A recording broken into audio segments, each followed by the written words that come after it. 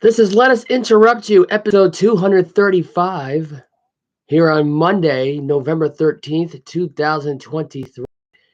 I am the one, the only, Joseph Edward Olivo. The scoop of what happened this past weekend in the NFL. I'll get some college football stuff out of the way really quick right now. I don't have it really pulled up here on my computer here. There's some of the scoring here this weekend right now, though, but there was some news before I get into the NFL and the NBA and the NHL from over the weekend here. I'll give it the top 25 rundown over the weekend here. Alabama beat Kentucky 49-21. They are now 9-1. They are still the 8th seed. The top 25 does not go through AP poll. Changes do not come into effect till tomorrow night. Third ranked Michigan beat Penn State, who was 10th ranked going into that game. They won 24-15. Kansas dropping a home game at home, losing to unranked Kansas, losing as the 16th seed, 16-13. 14th ranked Missouri beat 13th ranked Tennessee 36-7. Number one ranked Ohio State Buckeyes beat Michigan State 38-3. McCord, did his thing. It was 24 for 31, 335 yards, 3 touchdowns, no picks. Marvin Harrison Jr. had 7 catches for 150 yards and 2 touchdowns. That's all you really need to know there. Quinn Ewers in his return, won against TCU 29-26. They almost allowed TCU to come back and win. They were up as much as 26-6, but Quinn Ewers 22 for 33, 317 yards, 1 touchdown, 1 pick. 21 carries for Brooks. He had 2 touchdowns on 104 yards rushing on the ground. Otherwise, they got the win there. Tar Heels beat Duke 47-45. Oregon Ducks beat USC 36-27. Arizona surviving in Boulder, beating Colorado 34-31. Arizona was ranked 21st going to that one. North Carolina was ranked 24th, and Oregon was ranked 6th. Tulane beat Tulsa 24-22. Tulane was 23rd ranked. 25th ranked Kansas State beating Baylor 59-25. Florida State Seminoles beating the Miami Hurricanes 27-20. Florida State improves now to 10-0. Washington also goes to 10-0. They won 35-28 over Utah. Central Florida pulled up the upset over 15th ranked Oklahoma State 45-3. 22nd ranked Iowa beating Rutgers 22-0. 12th ranked Oregon State beating Stanford 62-17. Second ranked Georgia beating 9th ranked Ole Miss 52-17. 17th ranked Oklahoma beating West Virginia 59-20. And LSU, 19th ranked LSU to be exact, beat Florida 52-35. That was all on Saturday. And the only good game I would say coming out of this weekend that was really notable was USC. I thought for sure they were going to pull up the upset win. Bo Nix, 23 for 31, 412 yards, 4 touchdowns, no picks. He outplayed Caleb Williams, where he went 19 for 34, 291 yards, a touchdown, and no interception. He had a negative 11 yards and 1 rushing touchdown. That was Caleb Williams' night on Saturday night against the Ducks. That team now drops to 7-4. For a team that went from possible national championship conversation to now being just barely in a bowl game.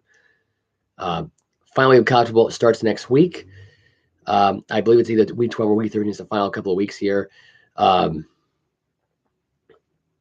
That's really not the notable thing that happened here. Jalen Monroe with the Alabama Crimson, they scored 49 points. They had 6 touchdowns to blow out Kentucky. Milroe had 234 yards throwing for 3 touchdowns and 1 pick. He was 15 for 22 in the game. He also had 33 carries for 3 rushing touchdowns in the game. And for Michigan, really, I mean, their defense proved to be dominant.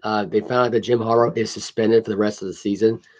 The offensive coordinator, Sheldon Moore, quoted saying how much he loves the shit out of Jim Harbaugh. But without Jim Harbaugh, this team is practically relying on play core. 26 carries, 145 yards, 2 touchdowns. J.J. McCarthy didn't even throw for over 50 yards in the game. Allen didn't even throw for 80 yards in the game. He threw the ball 22 times. He was 10 for 22 for 70 yards. And he had 49 yards rushing on the ground and 10 carries. So that was the story there. And Missouri, like I said before, outplayed Tennessee in this one here. Joe Milton III, 22 for 33, 267, 1 touchdown, 1 pick. Brady Cook at 18 for 24, 275, one touchdown, one pick for him as well. But this was just a runaway here. Schrader had 35 carries for 205 yards for Missouri and one touchdown. Cook had 12 carries for 55 yards and one touchdown. As a team, they ran the ball for 255 yards. That's what really set them up there for the win there. Otherwise, a lot of these games were really surprising. I mean, I thought Colorado was going to upset Arizona. That didn't happen. In fact, it came down to a missed field goal in the end that really cost Colorado the game. And Sanders, who was playing pretty good in this game, didn't really get hit a lot in this game.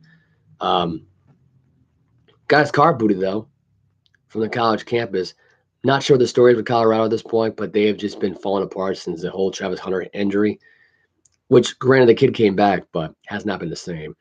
That whole team has not been the same, really, since they lost that kid. And I got to say, I mean, it's kind of disappointing. They went from possible national championship conversation to being possibly eliminated in the playoffs and possibly firing Deion Sanders.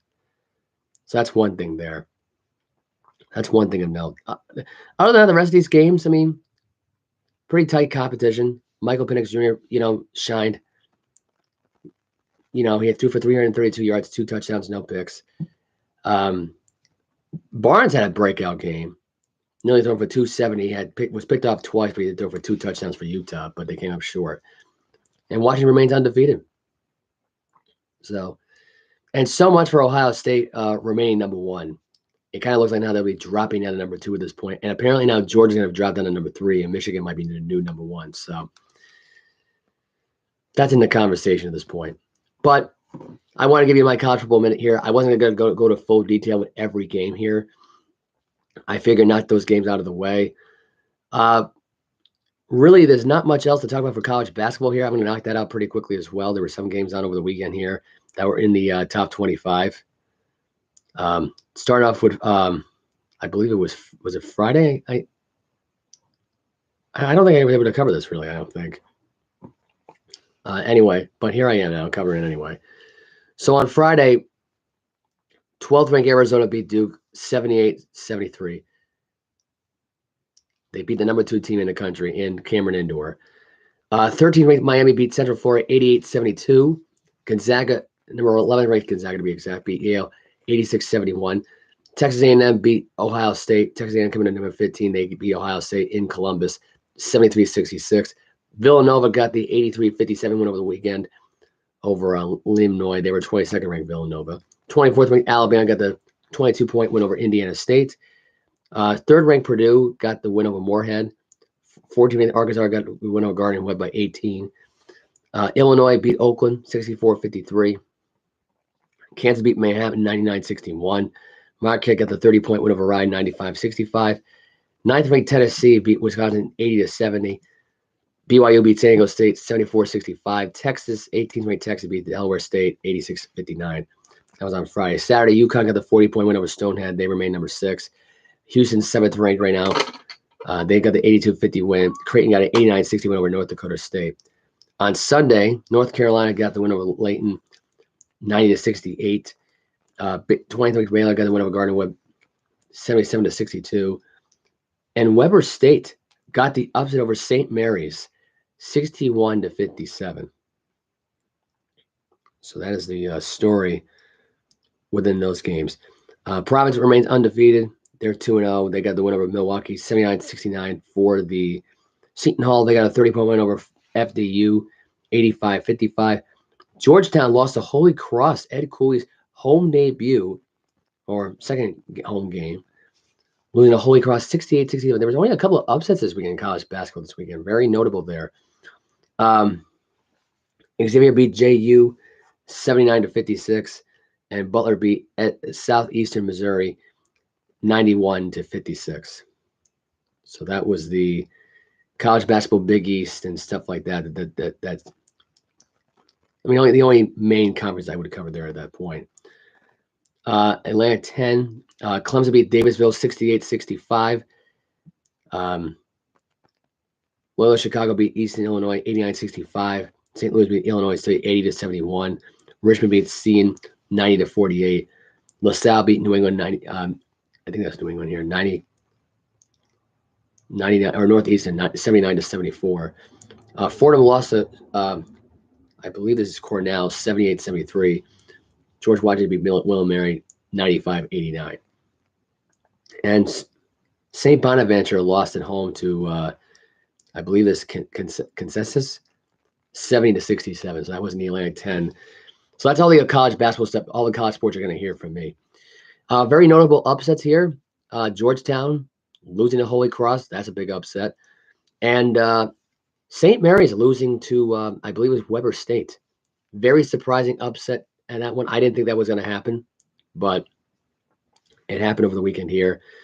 Now let's get to the NFL because we got to start with some sad NFL trending news here, which is the Colts Patriots game in Germany.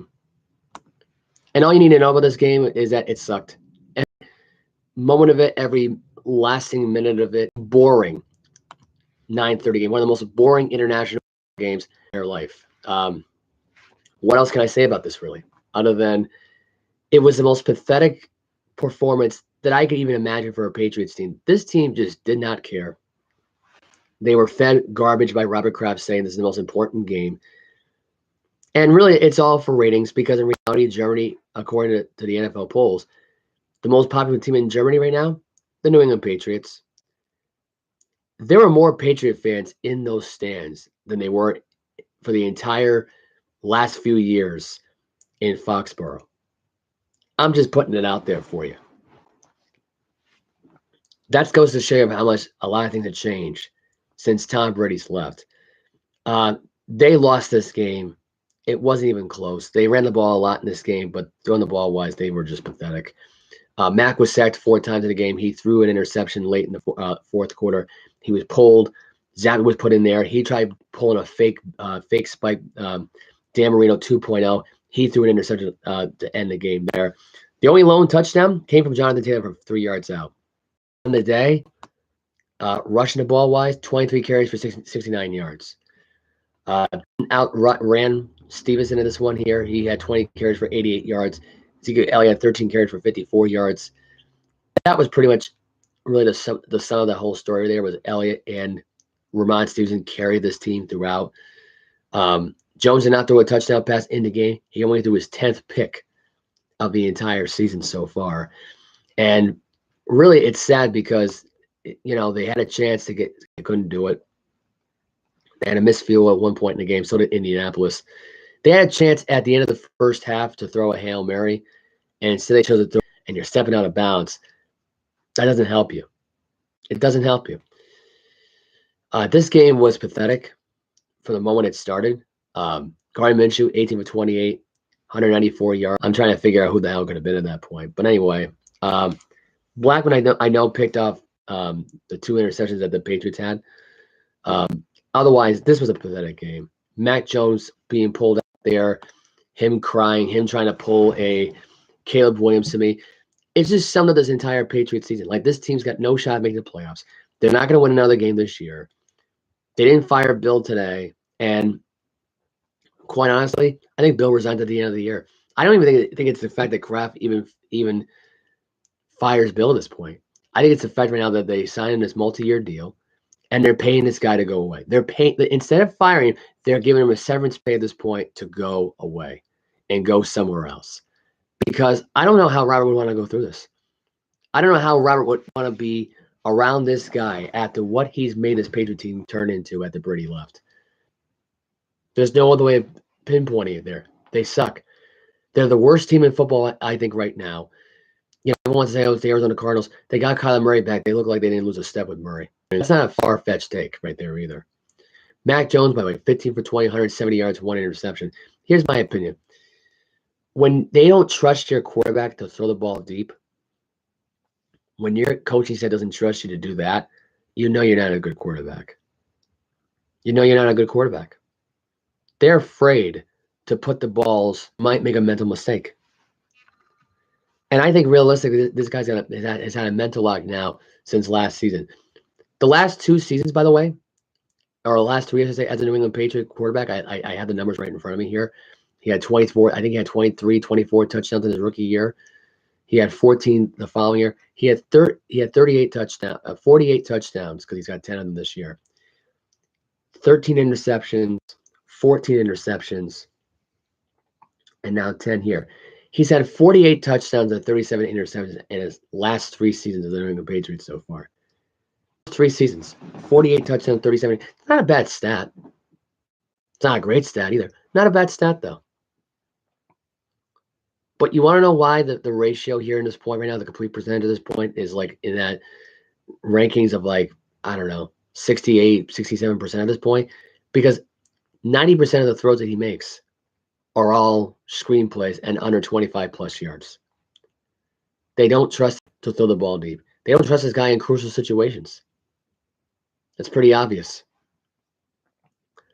They have failed possessions in the red zone. They cannot punch it in the red zone at any point in the game.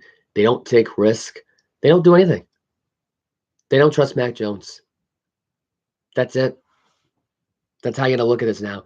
They don't trust Mac Jones one freaking iota. They don't do it. And it's kind of funny when you think about it, really, that they don't trust that quarterback. And they don't go out of their way to even remotely help this guy out. So that, to me, is what frustrates me. That's what frustrates me. They've had a forced fumble over the weekend, that Colt defense. Blackman had an interception in the game. Thomas III had a pick to end the game, really. Otherwise, Blackman got the interception late in the fourth quarter when they were trying to drive down the field. And I thought for sure the Colts were going to put this game away instead of Zabby going back on the football field. Because Zabby just rolled his eyes. Because, what you know, here's what you need to know here is that Zappy does not trust Mac Jones, Belichick, or Kraft at all. He doesn't trust this team anymore. And it's just, he's trying to do his thing, but it ain't working. So that was your story there. Not really much else to tell in this game, really. Between Duggar, Peppers, and Jennings, Godchild, and Tavalli, and Barrymore, maybe, and Sean Wade. Those are the only guys that really showed up in this game. Barrymore, Wade, Duggar, Peppers, Jennings, Godchild, and Tavalli. Those are the ones that really only showed up in the game. That was really about it. Hardly any pressure on the Colts team, and then they're the most blitz team in the NFL, and they didn't get 1 ounce of blitzing in there at all at any point. So I look at this and it just makes me sad because you had a chance in there to really defeat this team, to really shut this team out. This team had no purpose for what, they're 5-5. They're the worst 5-5 football team I've ever seen. They don't have a good quarterback. They have an overrated quarterback. They have an overrated, offensive line. They have a weak wide receiving core. And their rush attack is just Jonathan Taylor. There's nobody else on that team that could produce. Zach Moss, I thought, was going to be the guy that takes over for Jonathan Taylor. That was all a farce. I was wrong in that forefront there. The Colts are not good. They're overrated. The most overrated 5-5 team in the NFL right now. And it's sad. The big news story coming out of this game, though, for the Patriots, though, is that they released Jack Jones today. After a slippage over the last few weeks. Here's one way of looking at it. He was released when he didn't make the trip to Germany. So this isn't come to a shock to anybody else. And the fact that he refused to talk to reporters after the game against the Commanders the week before. This guy was out the door. He was not going to come back. So just forget that. Just forget that idea. There was no effort in this game, though. No effort at all whatsoever. The Patriots did not show up in this game. They could have cared less about this game. And I got to be honest here. I think it was the fact they just quit on Robert more than they quit on Bill. I mean, they've already quit on Bill already at this point. This is a team that already did that already.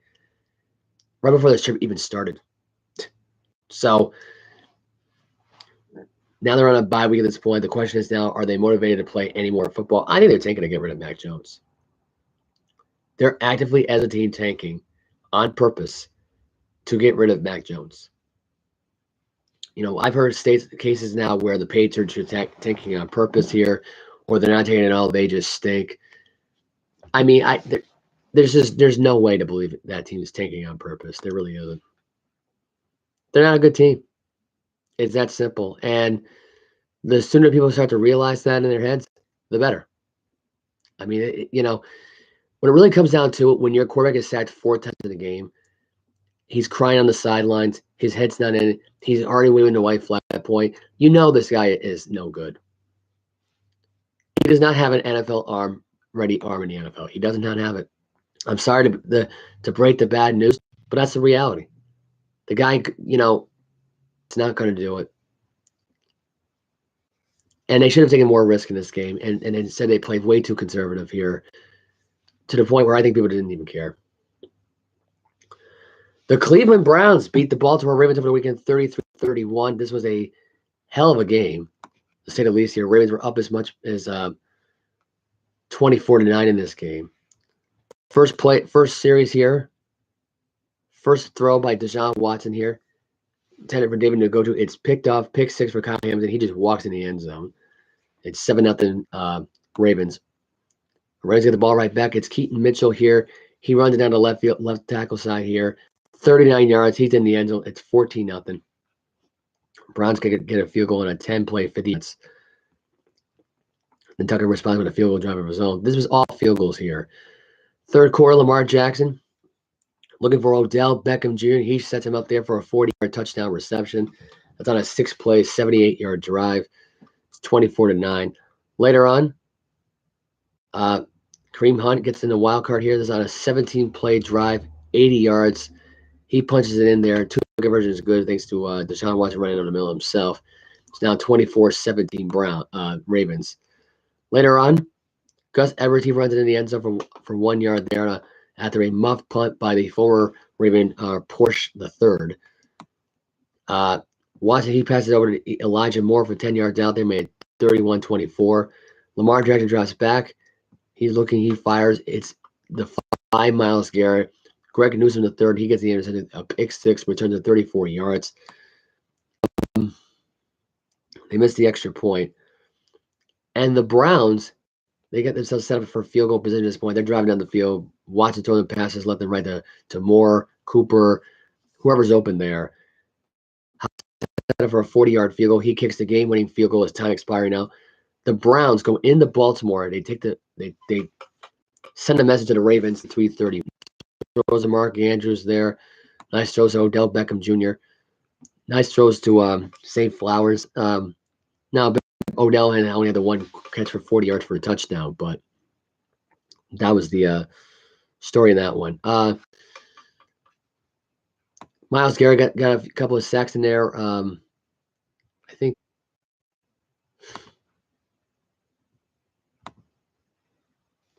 they got a half a sack. Myles Garrett, by the way, 86.5 career sacks in his career in the NFL. 3 or 4 sacks on Lamar Jackson in this game. He could not handle that pressure at all whatsoever. Deshaun Watson had 213 yards throwing for a touchdown and I believe it was a pick as well in this game.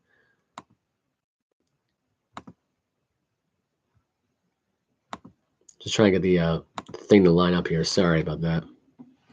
20 for 34, 213 yards touchdown and a pick. Lamar Jackson threw 2 interceptions in the game that really got Cleveland back in the game. But the Ravens defense did provide some pressure here. There were 14 tackles by Roquan Smith in the game, 8 by Kyle Hamilton, 6 by Patrick Queen. The story was Owe with a sack, and Gervania and Clowney had 2 sacks in the game, and Maduki had a sack as well. Only 4 sacks with the Browns and the Ravens, 4 sacks in the game. Their defense, both defenses came to play in this one here. The story was in the game though was that the gets it done on the road. His first road win as a Cleveland Brown. Wasn't really a pretty game. It was a pretty ugly game at best between both quarterbacks here, but they had a really great second half here. The Browns outscoring the Ravens 24-10 in the second half of this game. But that was the story here. Or it was 24-14. Sorry, it wasn't 24-10. But I will say this, though, about the Browns right now at this point. They are a really scary team when it comes to that defense. That they are the #1 ranked defense in the NFL. But I mean, you held the Ravens under 150 yards here. You barely held Lamar Jackson up for 223. You forced 4 sacks in that team. Um, and you kind of eliminated the running attack here. And you talk about eliminating that whole process. If you're the Browns here, you did an excellent job. You forced Lamar to throw 2 interceptions. You forced him, he had some, pretty key plays here. Lamar Jackson didn't get more than 50 yards on the ground. Yeah, one big run by Mitchell, and but that was really about it. One run for under 40 yards. That was really the story of this game. Really, was that there was the one rushing touchdown here, and the Browns snapped out of it. At that point in time, you kind of figure there, it's like, well, if they get back into it by the second half here, they'll be fine. They're down 24-9, or 24, or I think at one point was 17-9 at halftime here. That second quarter changed the whole momentum of that game because the Ravens scored first. But here's one way of looking at this: you got a nice second half going in your direction. You did. You have a nice second half going in your direction. You had things going your way, big plays down the field with Cooper, with because he had 6 catches for 98 yards in the game. Nagoju had 6 catches for 58 yards. Moore had 5 catches for 44 and a touchdown reception. Just quick touchdowns, quick throws, that made the key difference in this game. The story was the top three: Moore, Nagochu, and Cooper. They were able to outplay really Say Flowers, Mark Andrews, and Odell. That was the story going into this game. It was an interesting game. I thought that I knew the Browns were going to win. I did pick the Browns to win, just like I picked the Colts to win. I mean, I thought that game was going to be a little bit more entertaining because it's out in Germany. But this game was one of the worst games of the year out in Germany. This game here, pretty exciting game. In MT Bank Stadium yesterday. The Ravens play the Bengals on Thursday night, and next Sunday, I want to say the Browns I think they're playing against the Steelers here. Speaking of the Steelers get the 23-19 win over the Green Bay Packers. Jordan Love was showing some love to his players for the Green Bay Packers. He had one great throw to Roman zone. He had one throw to Reed in the end zone for a touchdown. He had 2 touchdowns in the game. This was probably one of the better games by Jordan Love here in a while. The Packers defense came to play in this game for a little bit here. Problem was they couldn't stop the run. That's what the story was in this game. You had a 35-yard touchdown pass to Jaden Reed. You had an 8-yard pass to Dubes in the end zone there, and a couple of field goals here to really get them going. But otherwise, this was a hell of a game to watch. This was one hell of a game until one key interception by Love in the end zone. They're going for Christian Watson. It was deflected by Patrick Peters. It was picked up by Keanu Neal, I believe it was, who got the game-sealing interception there. And there was one other key interception, at this point, but that was the story of that one there. Their defense came to play in this one. TJ Watt in this game provided some pressure. Alex Highsmith. Watt had Highsmith in this game. It was Highsmith. Okay, he provided some pressure as well. I believe Watt was the only person that got a sack in the entire game. But otherwise, story was that Kenny Pickett didn't have to do much in this game. It was all the rush attack of Jalen Warren and Najee Harris who basically carried the Steelers to win this game. And that's going to be a real testament here for the Pittsburgh Steelers as they go to Cleveland next week. And to try to run on that defense, there's going to be, but Myles Garrett, Darius Smith, anyway, I mean, this was the best version of Jordan Love you're going to get here. Reed had 5 catches for 84 yards and a touchdown.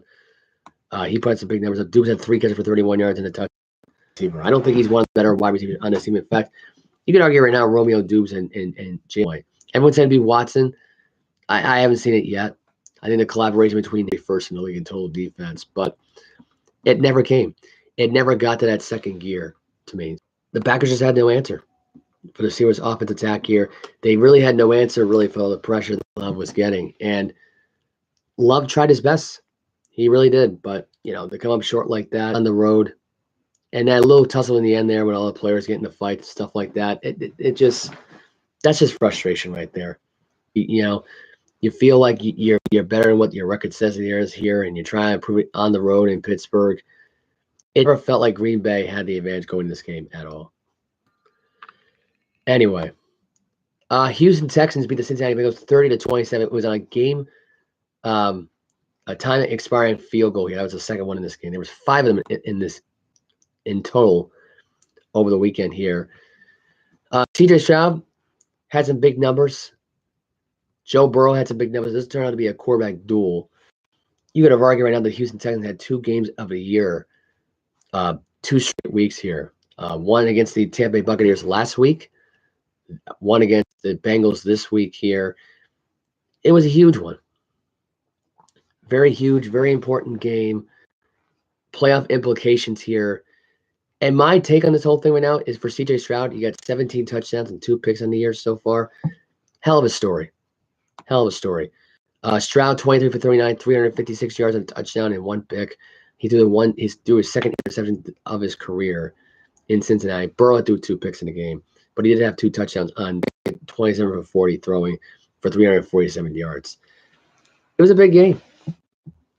Very game really opened up on a 10-play, 60-yard drive. It was Irwin on a 32-yard on. CJ Stroud, he threw a 6-yard pass to Nathaniel Dell. That was on a 7-play, 60-yard drive. That took about 3 minutes in the quarter. There was a couple of field goals here that put the Texans up here. Fairborn was out with an injury, so it was Matt Amendola, their backup kicker, that nailed the field goals. He nailed one from 45, nailed one from 22.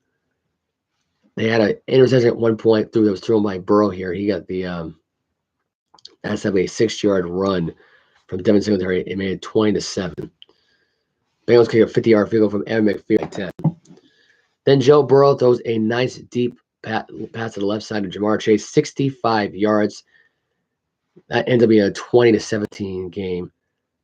Then later on, Texans, they answer with a drive of their own right now. CJ Stroud scrambles, quarterback sneaking it 8 yards out, 27-17. Bengals get right back into it, though. Mixon right up the middle for 1 yard out. He gets in the end zone. That's after an interception thrown by CJ Stroud. That's a touchdown there, which the Bengals were down by 3 at that point. Then McPherson kicked the field goal, made got a 31-yard field goal. Then as time expired, Matt Amendola gets a 38-yard field goal. He kicks it. It is good. Time expiring. I got jinxed here about the Bengals here. I didn't think they were going to lose this game. I didn't think they were going to lose another game going forward. I thought their momentum was back. This was a case here where I think the Bengals underestimated the Texans. This felt like a trap game for the Bengals. And I think this Houston Texan team, after what I watched over the weekend with Jacksonville, threat right now in the AFC. They're 5-4. I get what people are thinking, but they are a real threat. He's one of the best quarterbacks going in the NFL right now at the age of, rookie. And I say the best rookie quarterback out of the end of the Bay here. You could argue right now he's one of the best quarterbacks coming out of the last 2 NFL drafts. So I watched how this thing is reaching Joe Burrow status. And Joe Burrow and Stroud is a Houston Texan. And this guy would represent his city and really to come in Cincinnati, of all places. I mean, like that right there is a statement right now. And he leads the MVP conversation. Everyone's saying Patrick Mahomes is going to win his 2nd straight MVP. If Stroud keeps this up, I think he'll be Rookie of the Year and also MVP. Because right now, no one can touch him.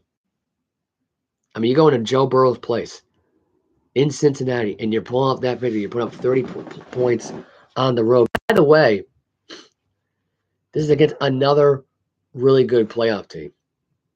Last second field goal, big drive down the field, clutch throws by CJ Stroud. He was throwing dimes to Collins and to Tank Dell. I mean, CJ Stroud needed to answer the call here. No problem sealing the deal there and beating Cincinnati on the road. That was a clutch win. That was an unbelievable win, and it was really good. A really great game from CJ Stroud. And I think this guy may be the MVP this year. He might take the Houston Texans to a deep playoff run this year. I kind of look at it like this. Watch out for Houston. That's all I got to say. Don't fall asleep on this team. So that's the one thing the Bengals did, and they paid for it at home. Vikings beat the New Orleans Saints 27-19. Joshua Dobbs had a big game. He went 28. I want to say it was 28 for 35. I think it was 6 for 35, 270 yards. I think he had 3 touchdowns in the game, or 2. I think he had a reception. I think, or it might have been none. It might, but they were up 27-3. Derek Carr got knocked out with a concussion and a re-injury to his shoulder again. The Saints tried to make a comeback into it. They had a touchdown reception from Chris Olave. Yeah, I think he had one from Winston to A.T. Perry. But it was not enough here. That was the story. It was not enough. And Dobbs was 23 for 34, 268, touchdown, no picks. Jameis Winston threw 2 interceptions. 13 for 25, was 13 for 18 for 110 yards. Chandler had one of 2 rushing touchdowns that were in the game. Dude was able to snap it, get it himself right now. He was able to quarterback sneak and get around the defense. Scramble in for 7 yards, made 17-3. And Dobbs threw a 28-yard touchdown pass to Tyler Hopkinson on a 7-play, 81-yard drive. And went through a 40-yard to Chris Olave. They went through a 50 Perry, and then a 2-point conversion was converted both by Kamara both times. This is the most surprising thing about the Vikings this year, is that they find a way to make games interesting here. They had no Justin Jefferson. They have him next week. But otherwise, this is awesome. This is an awesome performance by the Vikings. Without Kirk Cousins, they're now officially 2-0 on the year. And they have Joshua Dobbs to thank for that one. He had a clutch comeback victory last week against the Falcons when they were down 21. I think it was like 8-10. I think they were down by as much in this game. So get the win there. They had a deficit going for the Saints. But the Saints were able to shorten that deficit and only lose by 8 here. Right now, Dennis Allen said after the game that on the quarterback position to be the backup. #Saints not considering a change. And I gotta be honest here at this point. If Derek Carr is not 100%, and it can't, that was a loss that was a game that they really should have had. Instead, they blew it. So that's the story. That's your story there with that one. 49ers. Deebo Samuel made his return for the 49ers. They took on the Jacksonville Jaguars in Jacksonville, and this was a complete slaughter. This game was already over by the end of I would say probably by the end of the first half. This game was over. There was some bad possessions there. Lawrence threw an interception, then had the fumble loss that was forced out by Ambry Thomas from Kristen Kirk. I thought it was a touchdown, but an unsportsmanlike conduct penalty. That anyway. Otherwise, this was a big one here. Dominant win, 34-3. Brock Purdy, 19 for 26, 296 yards, 3 touchdowns, no picks. McCaffrey's streak came to an end. He had at 17. McCaffrey had 16 carries for 95 yards, no touchdowns. Travis Etienne had 9 carries for 35 yards. No touchdowns there. Johnson had 3 carries for 12 yards. Ayuk had 3 catches for 55 yards and a touchdown. And George Kittle, who caught a 64-yard touchdown to open up the second half, had 3 catches for 116 yards in the game and 1 touchdown. Brock Purdy was on the ball today. Deebo was returned for 30 yards. Not much else there. Jazurek, the fullback, had a wide open touchdown late in the game. 2 catches for 26 yards. Lawrence was sacked 6 or 7 times in this game. And when I was watching this game, I covered. Halonga had some big hits as well. They were able to shut down everything. Jaguar fan, I feel for them. I had the worst defense all season long, by far. This isn't even close. The fact that you can't, restrain Kittle or restrain Ayuk is amazing. I mean, the fact they only had a certain amount of catches in this game. The story in this game was that Purdy was here, honestly. It's good for Deebo to come back here on this team. I'm glad he's back. This game here, they're a totally different team now at this point. I think they're one of the better teams in the NFC. They are a scary force to be reckoned with here with Chase Young and Nick Bosa right now and Hargrave. Like that combination is scary. And it showed in that game against the Jaguars. You want to talk about an offensive line that was overwhelmed? This offensive line was overwhelmed from start to finish. And from watching it, but it got just progressively worse throughout the day. And I just realized now it is totally dark in here, so I can't even see myself when I'm sharing the screen. So give me 1 second. You couldn't see the stuff in the background. Otherwise, this was a hell of a game. Defensive statement with the 49ers. They got that win. They needed that win. They needed that win more than Jacksonville did this year. No one believes in the Jacksonville Jaguars. And now at this point, if you're – well, that conversation comes to an end because they were – I didn't expect plays against the Buffalo Bills where you had the two fumble losses there, or 3 of them losses there. Otherwise, in this game here, they just couldn't get out of first gear, and they were shook by that 49ers. You want to talk about a team shook at home at a professional level? That was the Jaguars right there in that game. Completely shook. They were not ready for this one here. Lawrence definitely wasn't ready. Second gear, that whole team was not ready for that. They were completely shocked and stunned. Kirk was targeted 11 times in the game. He had 6 catches for 104 yards. Calvin Ridley, 2 catches for 20 yards. He has not been the guy for comeback player of the year at all this year, and it kind of shows. Lacklustering, slack offers attitude, not really, putting his best foot forward. He's just there. He's just another body there. I don't know what the story is with Calvin Ridley right now and why he's only being targeted 3 times a game and why he's not getting open and why he's not, why he's stuck in bad coverages. It was bad. Some people say Zay Jones being out was a factor here. I think that kind of was because Lawrence only could trust Kirk and Ridley. That was really about it. And even Evan Ingram sometimes, and that wasn't even good. He was held a 4 catches for 12 yards. He might as well have been a goal line tight end guy, not the number 1 tight end who can also play wide receiver and get open. That whole approach in that game was just sad. It really was. Anyway, and that also ended a 3-game losing streak, by the way, for the 49ers as well, getting the W. So big statement. Tampa Bay Buccaneers, they beat the Tennessee Titans 20-6. A lot of frustration in this game. It was fuming throughout the game from start to finish, both from Vrabel and from the players. The players just flat out quit in this game. I think of all the rumors about Mike Vrabel trying to leave to go to New England at this point, he's the favorite now to get the New England head coaching job. Vrabel, I mean, there's a case right now where this could be made here where Vrabel can get fired because they're 3-6 and they're in last place in the AFC South. I mean, it's sad. Baker Mayfield threw for 2 touchdowns in the game. He also had threw a touchdown to Rashard White and to Mike Evans. The story was in this game was that Baker Mayfield was clutch. That's all you really need to know about this game here. He was clutch. Struggled throughout the game. Threw 1 interception. Did not throw a touchdown at all in this game. Especially by being the first and only player to have 1,000 yards in 9 straight seasons. But he was good in this game here. 6 catches for 143 yards, a touchdown. Rashard White, 3 catches for 47 yards and a touchdown. He had a 43-yard touchdown reception, I believe. Evans had some pretty clutch plays there. He had a 22-yard touchdown reception streak. But big statement win. Really big statement win here for the Buccaneers here. They are now 4-5. Titans dropped to 6. Derrick Henry in this game, 11 carries for 24 yards. Spears had 5 carries for 18 yards in the game. I don't know what they're trying to do right now at this point and try and make Levis the next Peyton Manning here, but it was just too much throwing in this game here. They could have established a little bit more with the run. They were too conservative for that, really. And I think realistically, it kind of hurt them. They weren't running the ball a lot in this game.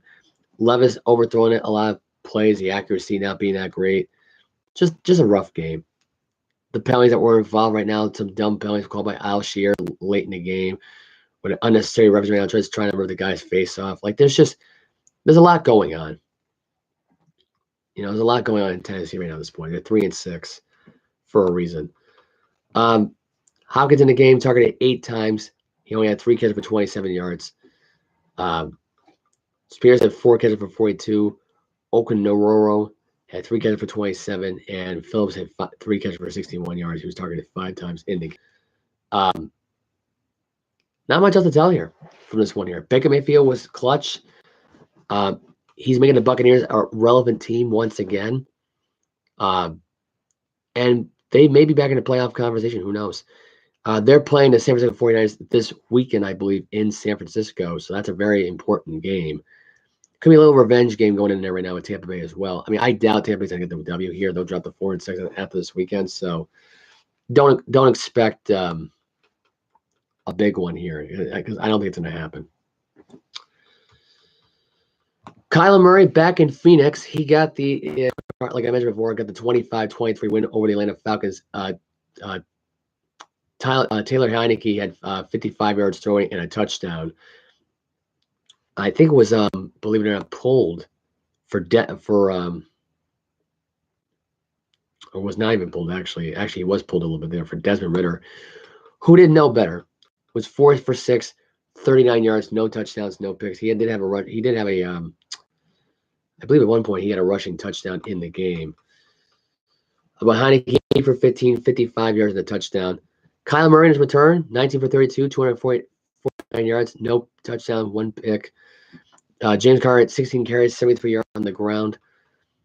In the game, receiving-wise, McBride, 8 catches for 131 yards. He had a big spectacular grab that did set up the game, field goal.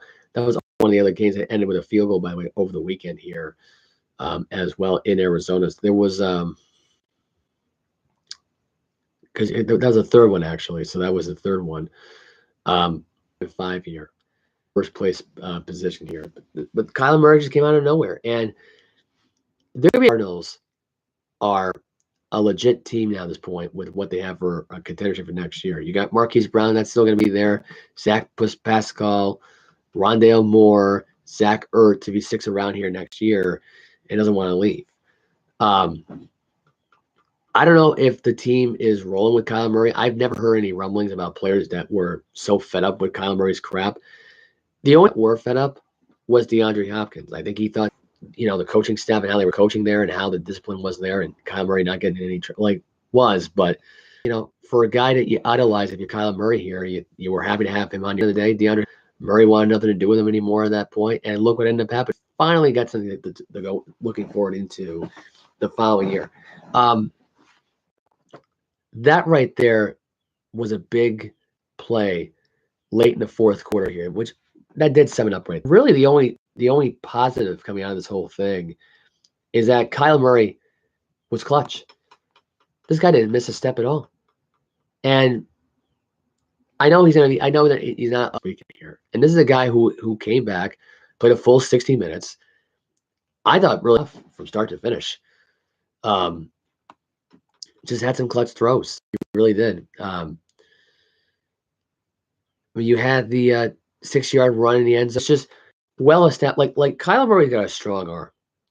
I don't know why people would want to get Caleb Williams at this point because you look at it now, he gets shook in so many games and so easily in the NFL. Like the only shook thing that happened with the Cardinals was that playoff loss to the Rams. Granted, it was Kyler Murray's first time at a professional level in an NFL playoff environment. I'm not going to hang that over him at this point. A lot of pressure was on him in that game.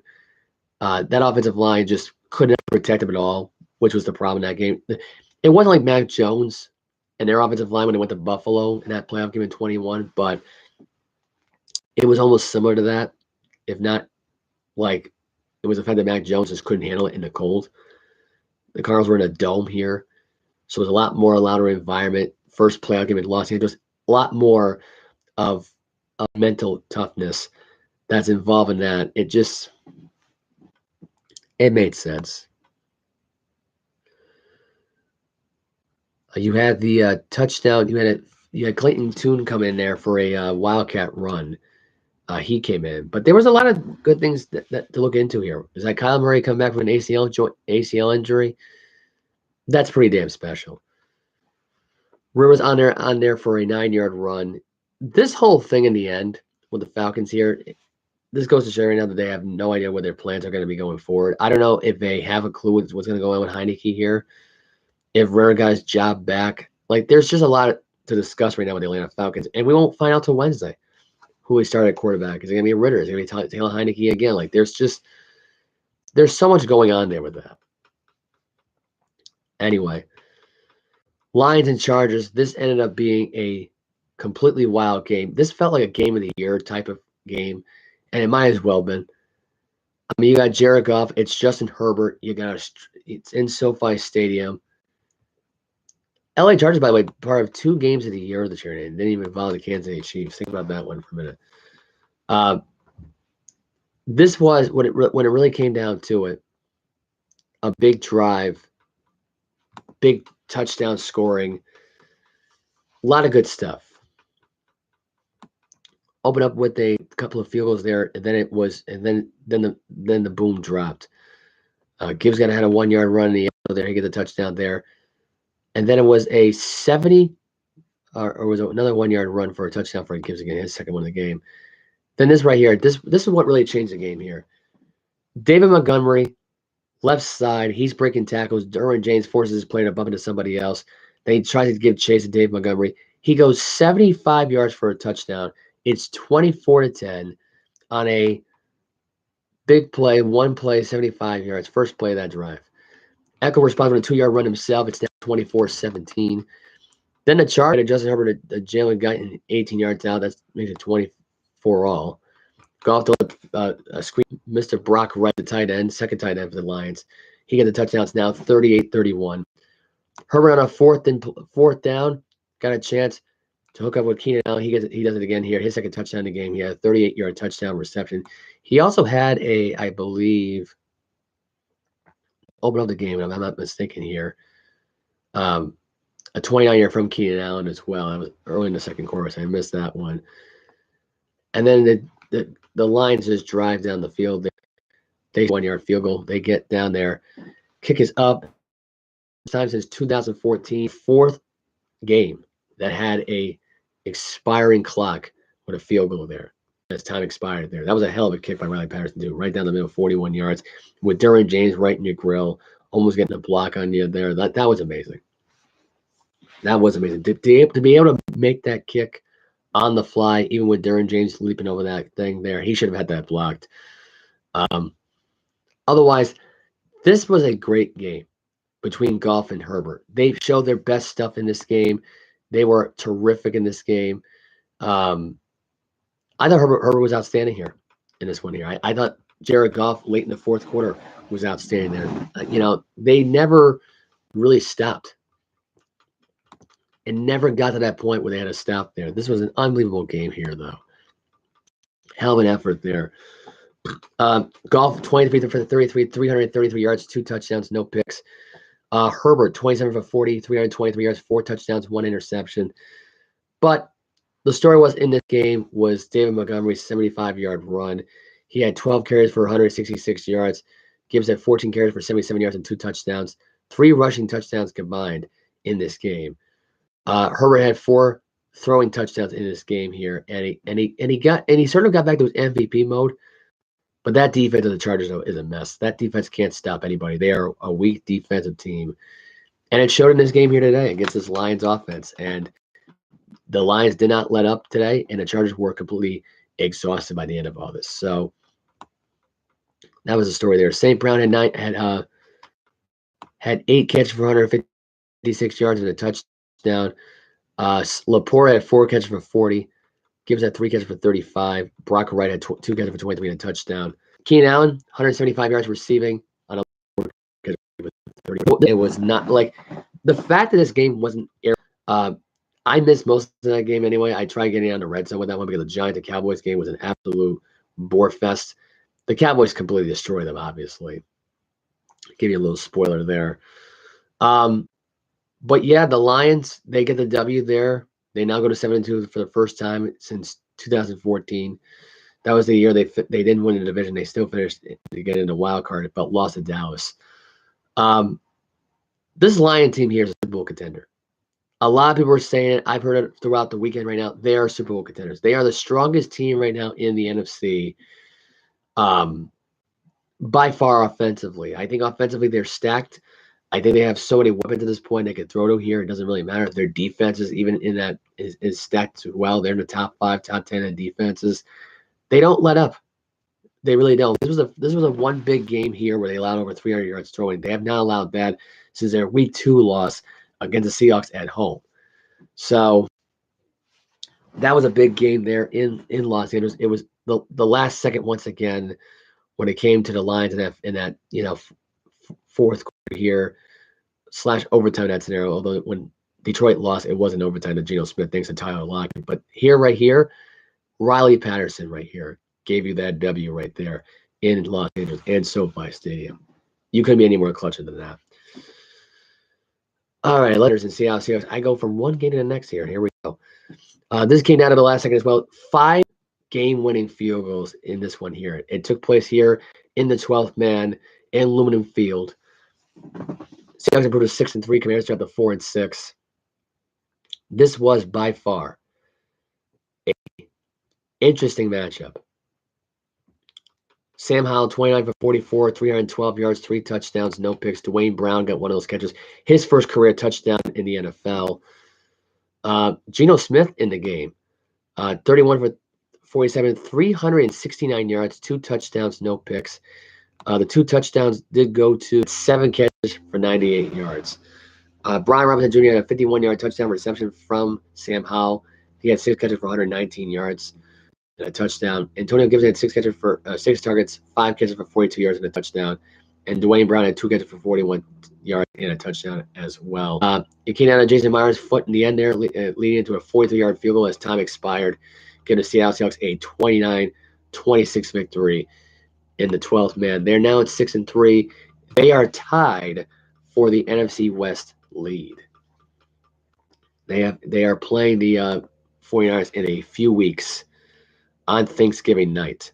Prime time NFL football. The Dallas Cowboys also improved to 6-3. They get the W over the New York Football Giants, 49-17. By the way, outscored the Giants in this series as they swept the season series here, 89-17.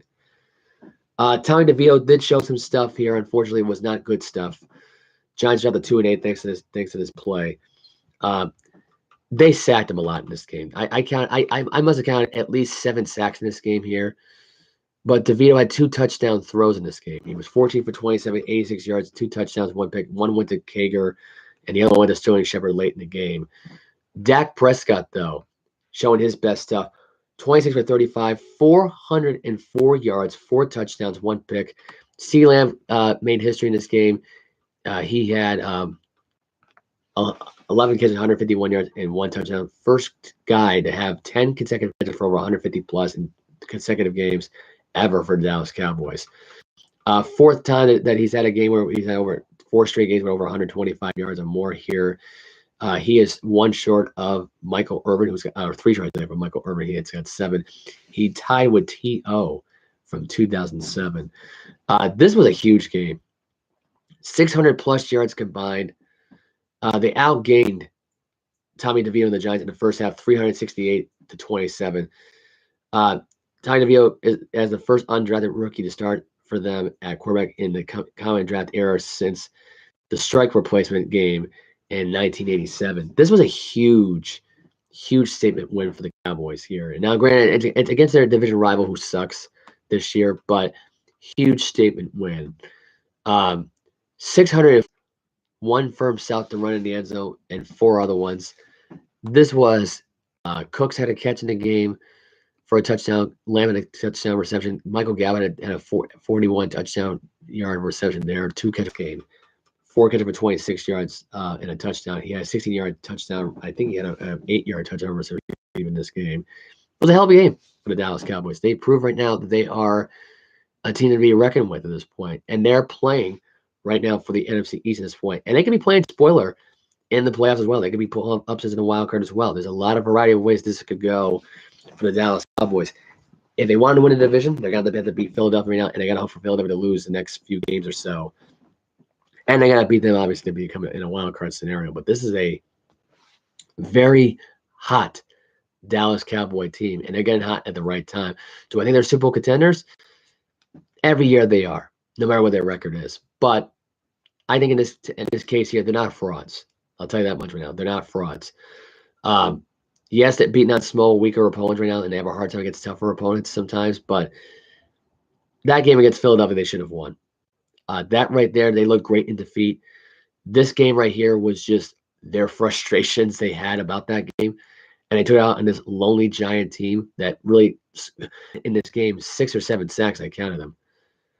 I mean, this was by far a huge statement. I mean, in more ways than one. This was a terrible game, all in all here for that Jet offensive line.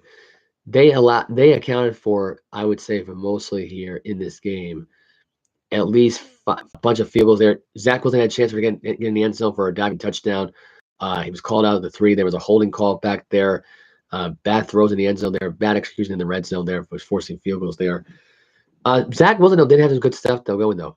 He had 23 for 39, 263. He threw the 1 interception. Might be by far the worst game he's ever had as a New York Jet. I'm just saying, for a running performance. Dalvin Cook had 4 carries for 26 yards. Wilson had 4 carries for 54. Josh Jacobs in this game, broke 100 yards in this game. His first game over 100 yards rushing.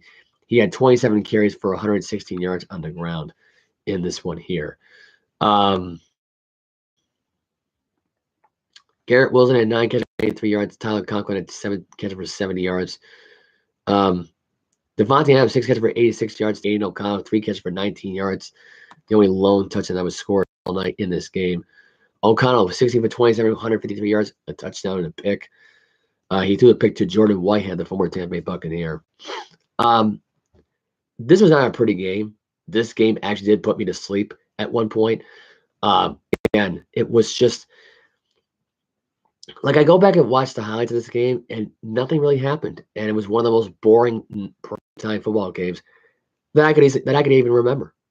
And it just show you that the Jets this year are frauds. You know, everybody thought they'd be a playoff team going back into it, but they're playing Buffalo this weekend in Buffalo. I am praying for Zach Wilson here to not get injured and not have his career come to an end here. Rodgers is trying to get back for mid-December. Obviously, he won't be back for the Black Friday game, as I kind of hope he would be. Mid-December, I'm assuming here for the year. Pretty good stuff. 31st in rushing. Taking out the Denver Broncos. Last time the Broncos won 7 season, they get the beating the Buffalo Bills. That's when they had J.P. Lossman and Cal Holcomb as quarterbacks for that team. With that story there, we're gonna go from the NFL to DeMarco. He is a big time Bruin fan. Used to play hockey at Bishop Hendricken, long time ago. I'm gonna try to share the screen on here again, so I can get the you get a visual of what I'm saying. I've gone now over an hour and 20 minutes here almost now. So I'm going to try to be quick with this one right now going forward here. Now I'll give you the news and highlights and stuff like that I've already had talked. Let's see. Let's start with, if I can get it on the calendar section here. I'm going to start with this past Friday because I did not do the show on the afternoon. I did it at night. Like I said before, I do reviews for all the games and stuff like that. I'm going to do Friday, Saturday, and Sunday. I'm going to be on the scores. Maple Leafs beat the Flames in the shootout 5-4. Panthers beat the Hurricanes 5-2. Sabres beat the Wild 3-2. Devils lost to the Capitals in the Progression Center. They lost at home to the Capitals 4-2. Golden Knights shut out the San Jose Sharks 5-0. Philadelphia Flyers beat the Ducks 6-3. And that was all the Friday recap there you needed to know there, in case anybody was living under a rock all weekend here. Saturday, Montreal Canadiens beat the Bruins in overtime 3-2. It was bad officiating throughout the entire game. I watched the highlight of this game. I thought the Bruins had this one in the bag. They should have won this game, going away if it wasn't for the ridiculous play calling here, and the way really just how this game was given away in overtime. Swayman had his best stuff. I thought here it was just a case of the officiating getting to them at this point right now. You know, letting Montreal hang for a little bit too long. That's kind of what happens in these games. So I thought that was a story there with that one there. Otherwise, the story was going in this game here was the shots on goal here. 5 for Brad Marchand, being a -1. He had the 1 goal in the game. Just Just a couple of penalty minutes there, not too much. McAvoy had three shots on goal, 2 assists, earned nothing for the plus and minus there. Pasternak had 6 shots on goal, didn't get any. A lot of missed opportunities from Pasternak here. He kind of choked in that scenario. Didn't do a lot there. Swinging had 24 saves in this one here. They allowed 27 shots. Moment Bart had 26 saves, 28 shots. They outshot Montreal, but it was not good enough here to get the W there. They now have 2 overtime losses on the season for the Bruins. They're now 11-1-2. So that does not technically overall affect their win-loss track there if you eliminate that process, but it is what it is. Hurricanes shut out the Lightning in Tampa Bay 4-0. The Maple Leafs at the winning against the Flames, they beat the Canucks on Saturday night 5-2. Senators beat the Flames 4-1. Penguins beat the Sabres 4-0. The Capitals beat the Honors 4-1. The Phoenix Coyotes beat the Predators 7-5. Blues beat the Avalanche 8-2. Flyers beat the Kings 4-2. Oilers beat the Kraken 4-1. All 4 goals were scored in the first period. The Kraken scored 1 goal in the third period. Here you got this past Sunday, which was yesterday. Red Wings beat the Blue Jackets 5-4. The Stars beat the Winnipeg Jets 3-2. I just lost the scoreboard there. I'm going to try to give you more scores here. Oh, here we go. I think I got it back. Oh no, wait.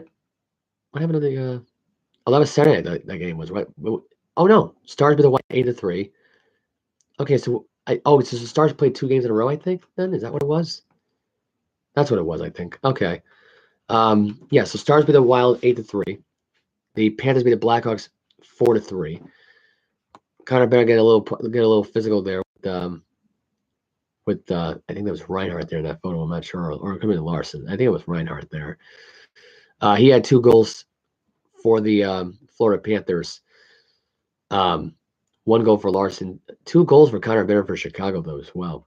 Was not enough though to beat the Panthers. Vancouver Canucks going to Montreal. They beat the Montreal Canadiens 5-2. Garland had 1 goal for Vancouver. He was at 1 assist, and Stravosky had I believe he was had 1 goal in the game for them as well. Rangers beat the San Jose Sharks. They're now 2-12-1. So that was your NHL highlight. The only thing I can say coming out of this weekend for Dallas is that they had 2 strong road wins in Minnesota, which they could play it tough. They went to Winnipeg. They sent a message there. The Avalanche are just struggling defensively. They deal with some lingering injuries at this point, which is kind of the reason why they've been having these issues. The Bruins over the weekend here, they just fell victim to bad officiating. You watch that game back, it was bad officiating. And really Pastrnak not being a complete, a lot of missed opportunities right now. Along with Marchand too. I thought that was kind of surprising. Well, Marchand and Pastrnak combined for 11 shots on goal. And 1 out of 11 here ain't going to do it. I hate to say it, it's not going to do it here. They need over the weekend. They needed a strong win on the road. Trust other younger talent, the rookie Breacher. I mean, there's a lot of things. They were a lot of Celtics game that involved Jaylen Brown and Jason Tatum. They're in own heads. All right, so that's it for NHL. The Clippers, who are now 0-4 since James Harden has joined this team. It's kind of unbelievable to say that, but it's true. They're 0-4 with James Harden. It's kind of hard to believe they're 0-4. I really couldn't believe that realistically. Like that just to me shocked me more than anything else. You got the Celtics playing the Knicks tonight. They did play, however, over the weekend here. They beat. Did I gotta pull up what when they played. I gotta pull it up here. I don't know why it's not coming up in my end here.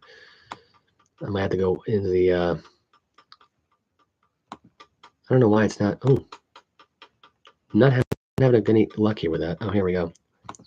Let's start with Friday and who they played on Friday here. I'm going to do this Friday, Saturday, Sunday slot here, and then that'll be the end of the scores and stuff like that from the weekend. This weekend festivities. I had a pretty good weekend myself.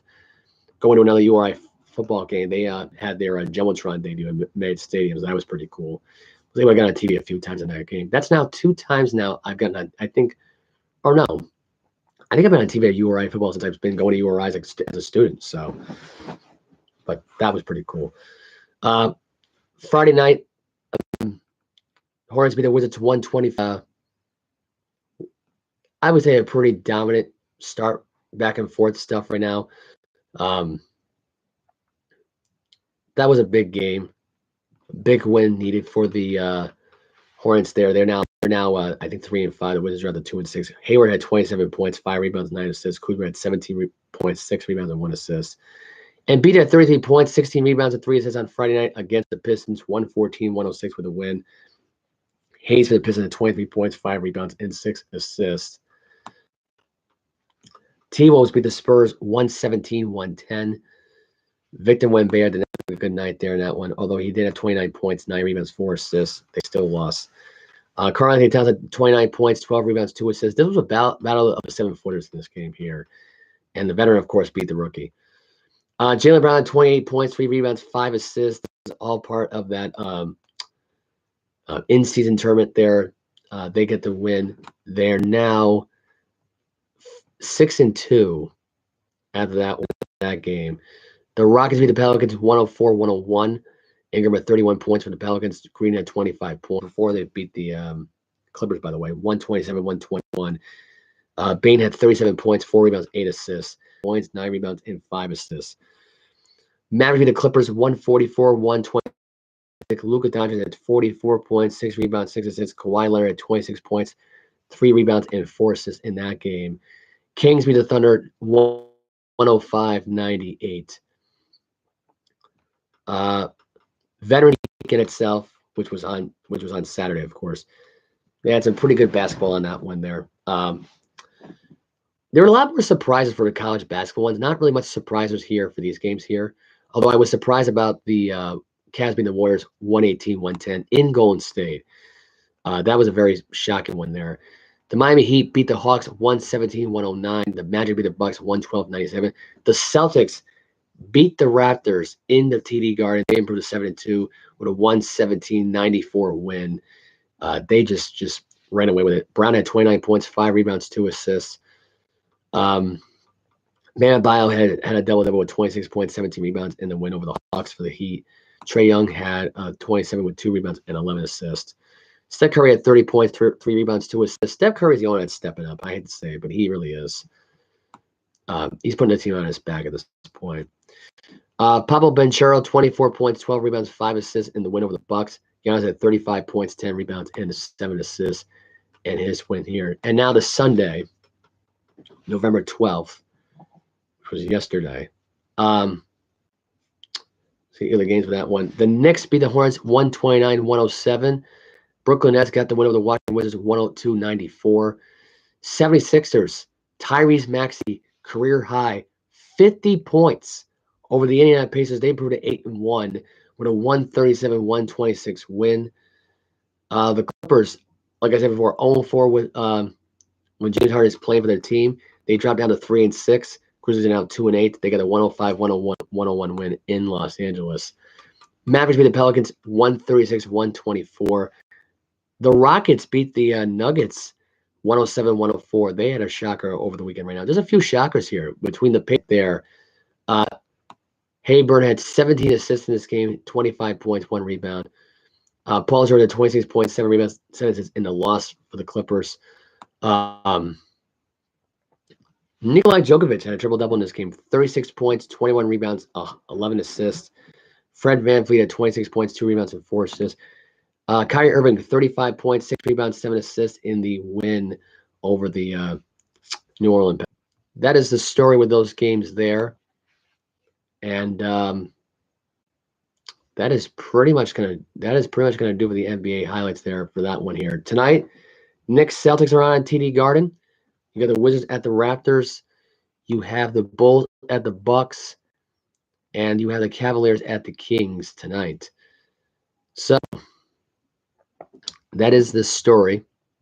That is the that with those games tonight. You also got Monday Night Football on ESPN with the Broncos and the Bills on tonight. Let's see. We have just have a few things that we gotta get into here. Patriots. Obviously, I mentioned before about the Patriots waiving cornerback Jack Jones after this afternoon. No surprise there. Patrick Surtain, the second, almost got traded from the Broncos to the Eagles during the trade deadline. Austin Rivers slamming the NBA officials for a technical foul that was called on Anthony Edwards as he was staring down the opponent, saying, "Stop with those calls. It's part of the game. It's passion for the game. Stop with that BS." I mentioned before, Shadari Sanders getting his Rolls Royce booted by Colorado campus police. So the players are getting stuff stolen in their locker room, and their star quarterback is getting his car booted. Things are going downhill for the Colorado Buffalo. They are not having a good ending to their season. Connor